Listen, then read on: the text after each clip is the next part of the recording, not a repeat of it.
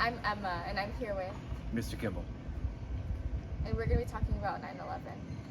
Mr. Kimball, where were you when the second tower collapsed? I was on my way home from work How did you hear about 9/11? on the radio. What were they saying? Well, it was one of those kind of surreal moments where they said the Twin Towers in New York had collapsed and it was attacked by planes. And so it was one of those things, something like that's never ever happened in America. You go back and look at history, as long as America's been a country, we have never ever been attacked. Never. No foreign invasion of any kind has happened. Any realistic, well, there was that one during World War II with the Germans, but anyway, and so it was, did this really happen? So I kind of, I guess psychologically put it out of my brain. You know, I was on my way home, I couldn't see anything. Someone had just said, so I was wondering, is this like War of the Worlds where people were pretending we were being invaded? So that was my thought at the time. What part of 9/11 scared you the most? What part of 9/11 scared me the most?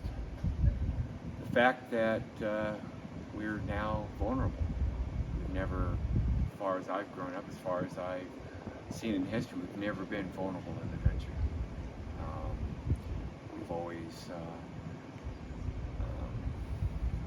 We've always been able to keep others at bay, scare others away to make sure no one messes with America.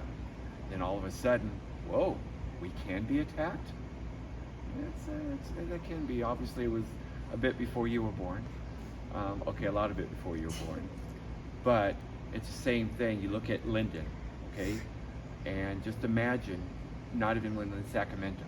Imagine right now you hearing that somebody just took the airplane into the Sacramento Capitol.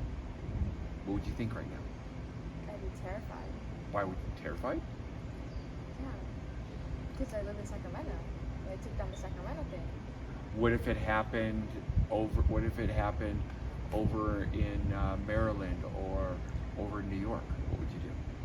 I'd be a little bit scared, but not as scared as if I was. Exactly. See, so it's so further removed from out here in the West that we didn't think of anything until we actually started seeing it on TV. Yeah. That made it more real.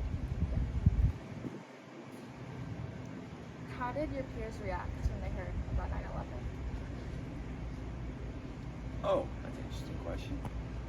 Well, I was carpooling with somebody at the time, and it was about the same. It was really, that really happened. And then it was a slow, oh, this really did happen. So it took a little while, like you said earlier, because we weren't right there. It took a little while for it to sink in, and then people got mad. But what's interesting is the first thing that happened, which probably I don't know if actually got around, but the very next day, on the 12th of September, flags went up all across the country. I don't know if you've heard that, but everywhere, all across the country, people just got together and put their flags and said, no, this is, you're not going to do this. You're not going to, speaking to the people who crashed into and the people who were behind it, no, you can't intimidate us, we're Americans. Yeah. Thank you, Mr. Kimball. You're welcome.